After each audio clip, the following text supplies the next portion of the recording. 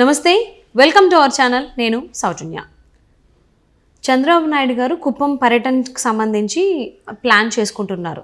ఆ ప్లాన్ని ఎట్టి పరిస్థితుల్లో కూడా సక్సెస్ చేయకుండా ఉండడానికి మంత్రి పెద్దిరెడ్డి కూడా ప్రయత్నిస్తున్నటువంటి టాక్ వినిపిస్తోంది.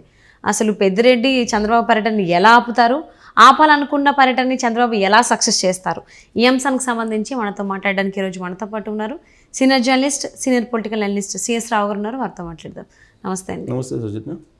చంద్రబాబు పర్యటనని అడ్డుకోవడానికి మంత్రి పెద్దిరెడ్డి 1,00,000 ప్రయత్నాలు చేస్తున్నారన్నట్టుగా టాక్ వినిపిస్తోంది. సో ఆపాలనుకున్న పర్యటనని చంద్రబాబు నాయుడు గారు ఎలా సక్సెస్ చేస్తారు, సక్సెస్ చేయాలనుకున్న పర్యటనని పెద్దిరెడ్డి ఎలా ఆపుతారు, అసలు ఏం జరుగుతోంది, ఏం జరగబోతోంది కుప్పం పర్యటనకు సంబంధించి? గత 4 ఏళ్ల నుంచి కూడా కుప్పం పర్యటన చంద్రబాబు నాయుడు అనగానే ఒక టెన్షన్ వాతావరణం క్రియేట్ చేసే ప్రయత్నం వైఎస్ఆర్ కాంగ్రెస్ పార్టీ చేస్తుంది. అదే తరహాలో ఇప్పుడు కూడా అలాంటి ప్రయత్నమే చేయడానికి వైఎస్ఆర్ కాంగ్రెస్ పార్టీ రంగం సిద్ధం చేసిందని చెప్పి కుప్పం వర్గాల నుంచి అందుతున్నటువంటి సమాచారం. ఏంటి, ఎలా ప్లాన్ చేస్తున్నాడు పెద్దిరెడ్డి అని అంటే, కురువ సామాజిక వర్గానికి సంబంధించినటువంటి ఒక గురువు విగ్రహావిష్కరణని, అంటే దైవంగా భావించేటువంటి ఒక విగ్రహాన్ని, కనకదాస్ అనేటువంటి ఒక విగ్రహాన్ని, కనకదాస్ అంటే కురుబ సామాజిక వర్గానికి సంబంధించినటువంటి ఒక దైవంగా భావిస్తూ ఉంటారు కనకదాస్ అనేది. సో ఆ కనకదాస్ విగ్రహాన్ని ఆవిష్కరించాడు పెద్దిరెడ్డి. ఆదివారం రోజు అనుకుంటా ఆవిష్కరించాడు.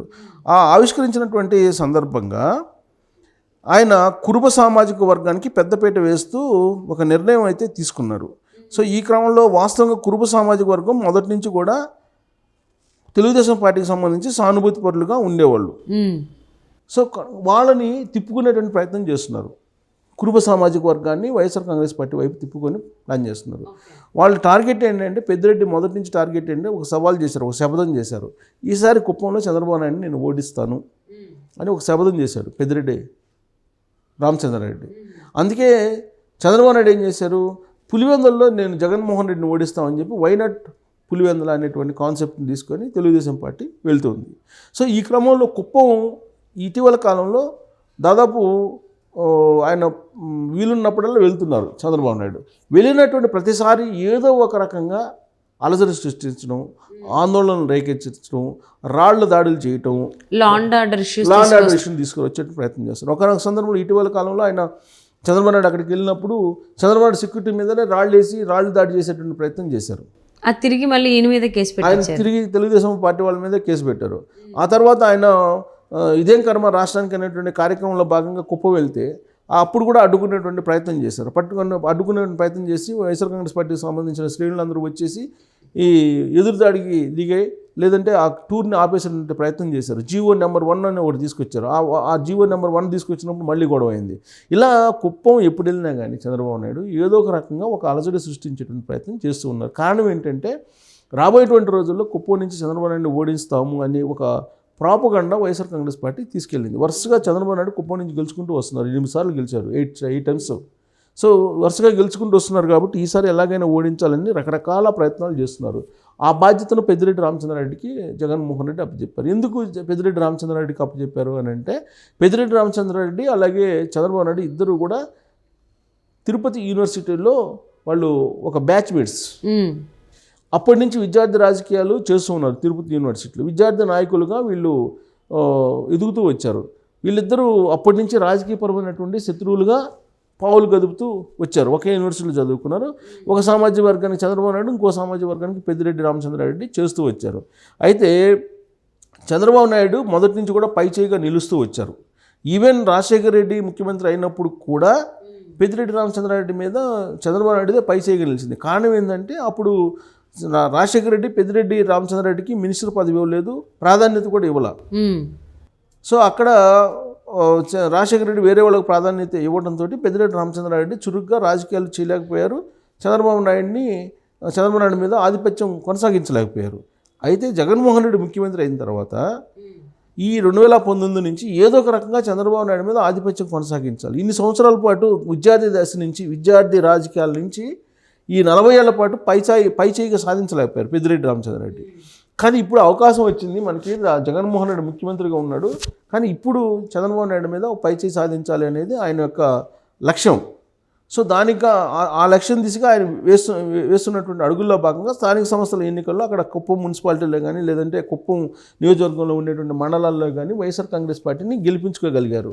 ఎలా గెలిపించుకోగలిగారంటే దొంగ ఓట్లు, అలాగే తెలుగుదేశం పార్టీకి సంబంధించినటువంటి వాళ్ళ నామినేషన్లు వేయకుండా అడ్డుకోవడం, ఇలా రకరకాల ప్రాక్టీస్ చేసి వాళ్ళు గెలిచారని చెప్పి అనిపించుకున్నారు. కానీ లోక్సభ ఎన్నికలు అలాగే అసెంబ్లీ ఎన్నికలు వచ్చేటప్పటికి అది ఉండదు, తెలుగుదేశం పార్టీ గెలుస్తుంది అనేది సర్వత్రా వినిపిస్తుంది. కానీ ఈసారి వచ్చేటువంటి ఎన్నికల్లో చంద్రబాబు నాయుడు కుప్పంలోనే ఓడించాలనేది ఆయన శబదం పెద్దిరెడ్డి రామచంద్రారెడ్డి. అందులో భాగంగా సామాజిక వర్గాల ఈక్వేషన్ నమ్ముకుంది వైఎస్ఆర్ కాంగ్రెస్ పార్టీ. ప్రత్యేకించి కాన్స్టిట్యున్సీలో కూడా కుప్పం కాన్స్టిట్యున్సీలో కూడా సామాజిక వర్గాల ఈక్వేషన్ పెద్దిరెడ్డి రామచంద్రారెడ్డి ప్రయోగిస్తున్నారు.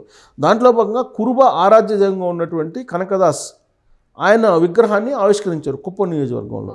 ఆ సందర్భంగా కురుబులందరినీ కూడా ఆకర్షించేటువంటి ప్రయత్నం, తన వైపు తిప్పుకునే ప్రయత్నం పెద్దిరెడ్డి రామచంద్రారెడ్డి చేశారు. వాస్తవంగా అనాదిగా కురుబులు కానీ యాదవులు కానీ బీసీ వర్గాలు ఏవైతే ఉన్నాయో బీసీ వర్గాలు ఎక్కువగా 90% తెలుగుదేశం పార్టీ అనుచరులుగాను తెలుగుదేశం పార్టీకి వెన్నుముకగాను ఉండేవాళ్ళు. ఓకే. సో కాబట్టి వాళ్ళల్లో చీలికి తీసుకొచ్చేటువంటి ప్రయత్నం పెద్దిరెడ్డి రామచంద్రారెడ్డి చేశారు.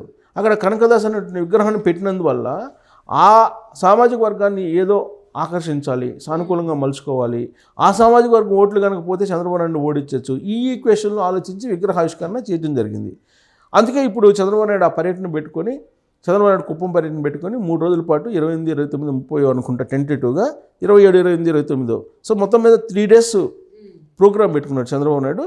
సో చంద్రబాబు నాయుడు కుప్పం వెళ్ళబోతున్నారు.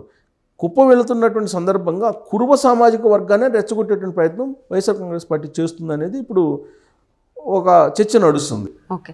అంటే ఇంతకుముందు మీరు అన్నారు కదా, ఆల్మోస్ట్ బీసీకి సంబంధించిన అన్ని వర్గాల వాళ్ళు కూడా తెలుగుదేశానికి అనుకూలంగానే ఉంటారు అని, వెనుముకగా కూడా. మరి ఇప్పటి వరకు 2-3 సార్లు చంద్రబాబు నాయుడు గారిని కుప్పం పర్యటనకు సంబంధించి అడ్డుకున్నారు కదా. మరి ఈ తెలుగుదేశంకి సానుభూతి పరులు కావచ్చు, అభిమానులు అనేటువంటి ఈ సామాజిక వర్గం వాళ్ళు ఎవరు కూడా పెద్దిరెడ్డిని ఎదిరించలేదా? పెద్దిరెడ్డి ఏం చెప్తే అది యాజ్ ఇట్ ఈజ్ ఫాలో అయ్యారా? అక్కడ చంద్రబాబు నాయుడిని అడ్డుకునే ప్రయత్నం చేశారు తప్పితే పూర్తి అడ్డుకోలేకపోయారు కదా.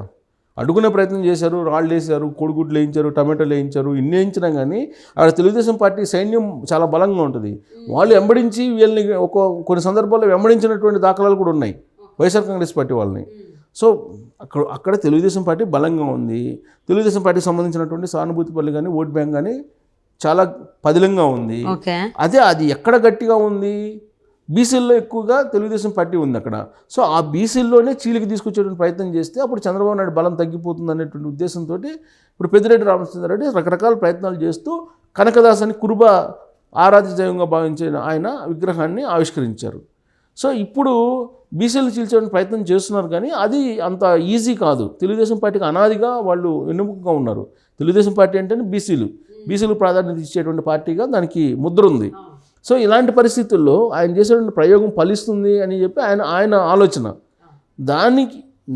అలాంటి ఆలోచన ఏదన్నా ఉంటే కనుక దాన్ని రూపుమాపడానికి, దాన్ని తీసేయడానికి చంద్రబాబు నాయుడు 3 రోజుల పర్యటన పెట్టుకున్నారనేది తెలుగుదేశం పార్టీ వర్గాలు చెప్తున్నాయి. ఓకే. పెద్దిరెడ్డి గారు అయితే చంద్రబాబు పర్యటన ప్రతిసారి అడ్డుకునే ప్రయత్నం చేస్తున్నారు, అడ్డుకునేటువంటి ప్రయత్నం చేస్తున్నారు, అడ్డుకోలేకపోతున్నారు. అడ్డుకునే ప్రయత్నం చేస్తున్నారు కానీ విఫలమవుతున్నారు ఇప్పటి వరకు కూడా. Thank you so much for spending your valuable time with us, రావు గారు. Thank you.